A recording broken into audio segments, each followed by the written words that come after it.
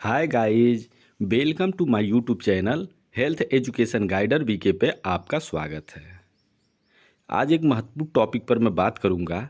आशा workers से संबंधित उनकी अब तक जो भी मांगें हुई हैं, मानदेय बढ़ाने संबंधी या अन्य उनकी जो भी सुविधाएं हैं, उसके लिए जो मांग की गई थी, उसमें कहाँ तक प्रोग्रेस हुआ है और किस राज्य में उनके लिए क्या किया जा रहा है, इस पर हम विस्तार से बात करेंगे।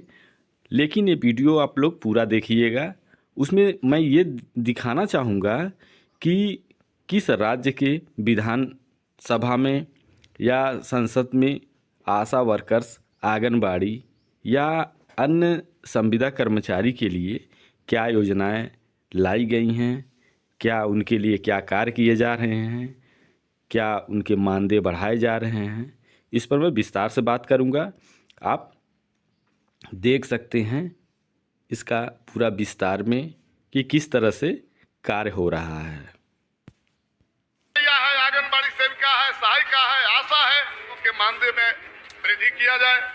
आशा वर्कर हमारे हेल्थ सिस्टम में बड़ा इंपॉर्टेंट रोल प्ले करती हैं और फ्रंट लाइन वर्कर का काम करती हैं। ना तो इनकी कोई मिनिमम वेज है, ना इनको कोई मेडिकल फैसिलिटी पर्सनली अपने या परिवार के लिए मिलती। जो आंगनबाड़ी वर्कर्स हैं, सहायिका हैं, और इनको जो सैलरी मिलती है, मानदेय मिलता है, और इनको नियमित करने की भी मांग करता हूँ। आउटसोर्स के आशा, आंगनबाड़ी और भोजन माता, मतगणना करनी आंगनबाड़ी, चुनाव ड्यूटी आंगनबाड़ी, पर्चियां बांट रही आंगनबाड़ी। कई आशा और आंगनबाड़ी सेविका को मिली है सर, जाके उनका दुख आपको पता है। मेरे तो ASHA workers, anganwadi workers, may kindly see that anganwadi workers and anganwadi helpers. नमस्कार। पर के लोग जिंदा, वो कौन लोग हैं महोदय, इनके चलते 6000 से कम की आमदनी पर जिंदा है महोदय? क्या सरकार को ये पता नहीं है कि जिन स्कीम वर्करों से हम काम लेते हैं, दिन भर रसोईया है, आंगनबाड़ी सेविका है, सहायिका है, आशा है, हमारे यहाँ स्वच्छता मित्र है, ये तमाम लोगों को जो 100 रुपया और 75 रुपया प्रतिदिन के हिसाब से हम पारितोषिक के नाम पर, मानदेय के नाम पर देते हैं, और वो गरीब अगर 6000 से कम पर जिंदा है तो उसका प्रमाण तो आप हैं।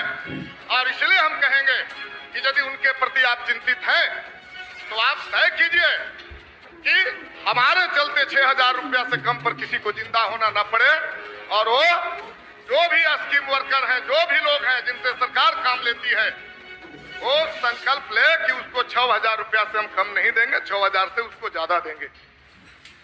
आउटसोर्स के आशा, आंगनवाड़ी और भोजन माता, महिलाओं की बात हो रही है। आशाओं को चुनाव से पहले कह दिया हम वेतन वृद्धि करेंगे, अभी तक नहीं हुई।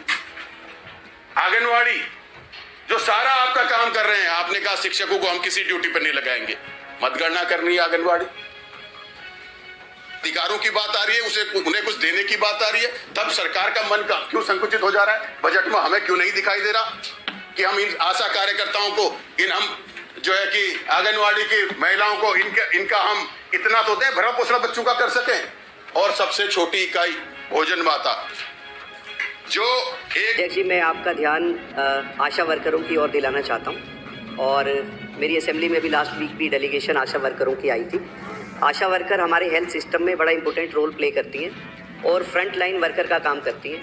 लगभग हर मोहल्ले, हर गली और हर घर तक आशा वर्कर का जाना होता है, और बर्थ से लेकर डेथ तक का सारा ब्यौरा भी यही रखती हैं। जच्चा, बच्चा और सीनियर सिटीजन, इनकी हेल्थ सिस्टम के अंदर पूरा इनका तमाम व्यवस्थाएं, अरेंजमेंट्स कराना इनका इंपॉर्टेंट रोल होता है। और इसके अलावा तमाम जगह पे मेडिकल फैसिलिटीज़ भी अवेलेबल कराने में इनका बड़ा इंपॉर्टेंट रोल है।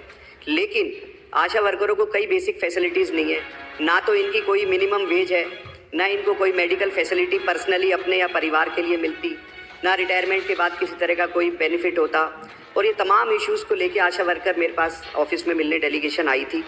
मेरी आपसे रिक्वेस्ट है कि आशा वर्कर जो इतना इंपॉर्टेंट रोल हमारे हेल्थ सिस्टम में प्ले करती हैं, इनके लिए कुछ सोचा जाए, कोई मिनिमम वेज का कुछ ऐसा प्रावधान किया जाए जिससे इनका भी परिवार है, सारी सुविधाएं इन तक भी पहुंचे, बेसिक फैसिलिटी जो ये दूसरों तक पहुंचाना चाहती हैं, कम से कम इनको और इनके परिवारों को भी वो फैसिलिटीज़ मिलनी चाहिए, चाहे वो फाइनेंशियल बेनिफिट्स हैं, चाहे वो मेडिकल बेनिफिट्स हैं। और आपने अपनी बात रखने का मुझे मौका दिया, इसके लिए बहुत बहुत धन्यवाद। आपके माध्यम